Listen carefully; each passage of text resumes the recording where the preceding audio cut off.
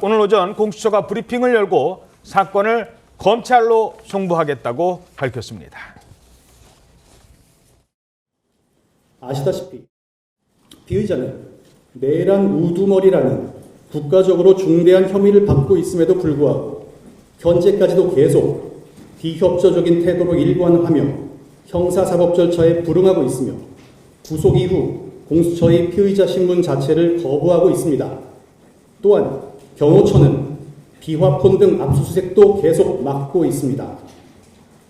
이러한 상황에서 공수처가 계속 조사 시도를 하기보다는 기소 여부를 결정해야 하는 검찰이 그동안의 수사 자료를 종합하고 필요한 사항에 대해 추가 수사를 하는 것이 사건의 진상규명을 위해 효율적이라고 판단하여 금일 공소 제기 요구 결정을 하기에 이른 것입니다.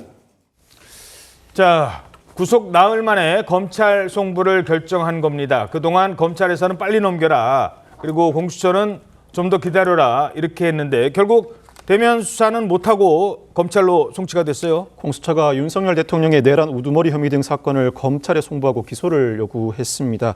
공수처는 체포 당일 윤 대통령을 10시간 40분간 조사했지만 내내 진술 거부권을 행사함으로써 정상적인 조사를 진행하지 못했습니다. 이후에 거듭된 출석 요구 불응에 강제 구인과 현장 조사도 시도했지만 번번이 실패해 왔습니다. 결국 공수처 제대로 된 조사를 한번 진행하지 못한 채 자체 1차 구속 기간으로 계산한 28일보다 닷새 빠른 오늘 검찰에 사건을 송부했습니다.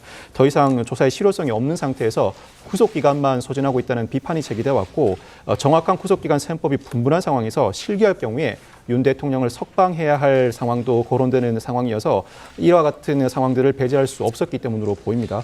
오늘 공수처의 결정에 대해서 윤 대통령 측 공수처는 수사권이 없음에도 불법 영장을 받아낸 이후에 수사 지휘권이 없는 경찰 기동대를 동원해 불법 영장 집행을 강행하는 등 온갖 불법을 저질렀다. 끝까지 법적 책임을 물을 것이라고 밝혔습니다.